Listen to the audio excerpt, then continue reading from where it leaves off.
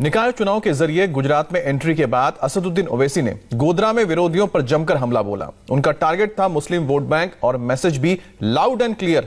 इसके साथ ही उन्होंने अपनी सियासी रणनीति के संकेत भी दे दिए। पहले की तरह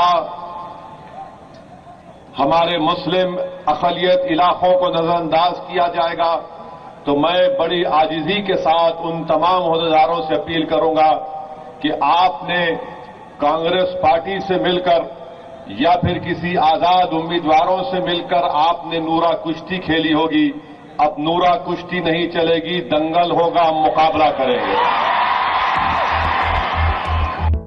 गुजरात के गोधरा में असदुद्दीन ओवैसी का ये ऐलान जंग सिर्फ उनके इरादों का खुला इजहार नहीं है, आने वाले वक्त में उनकी पार्टी की सियासी रणनीति क्या होगी इस बात का भी संकेत है। ओवैसी की पार्टी ने बीजेपी के गढ़ गुजरात के लोकल बॉडी इलेक्शन में पहली बार अपना खाता खोला तो ओवैसी का कॉन्फिडेंस भी 7वें आसमान पर पहुंच गया। उनका मैसेज भी लाउड एंड क्लियर है कि गुजरात में उनकी पार्टी की एंट्री को सिर्फ नंबरों के आधार पर ना आंका जाए। नंबर कितना भी हो, जंगल का एक ही शेर होता है, तो एक शेर तमाम जंगल के जंगली जानवरों पर भारी पड़ जाता है। तो अब जब चलना बबर शुरू करता है तो हर कोई अपना अपना रास्ता नापता है। असदुद्दीन ओवैसी की पार्टी AIMIM को गुजरात के लोकल बॉडी इलेक्शन में अहमदाबाद महानगर पालिका की 7 सीटों पर जीत मिली। उन्होंने अहमदाबाद वाला भरोसा गोधरा में भी दिखाया। इधर सबका साथ, सबका विकास। जहां पर टोपी और बुर्का नजर आए वहां पर कोई विकास नहीं।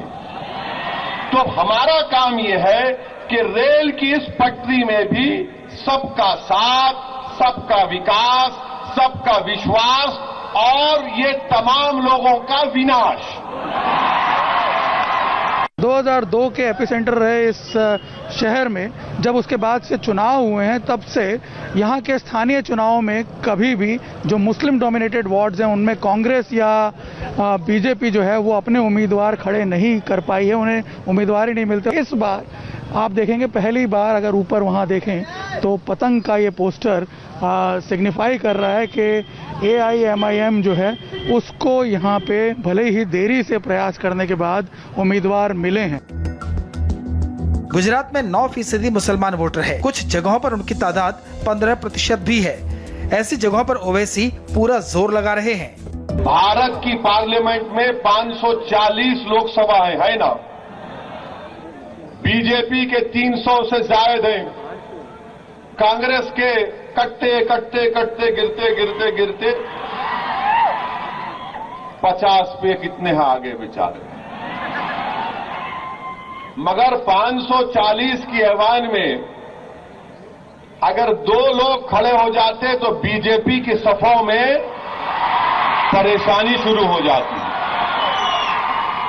तो मालूम हुआ कि 500 के ऐवान में अगर 2 दमदार लोग जीत कर चले गए तो बीजेपी को परेशानी शुरू हो जाती कि अब ये शेरवानी दाढ़ी टोपी क्या बोलेगा।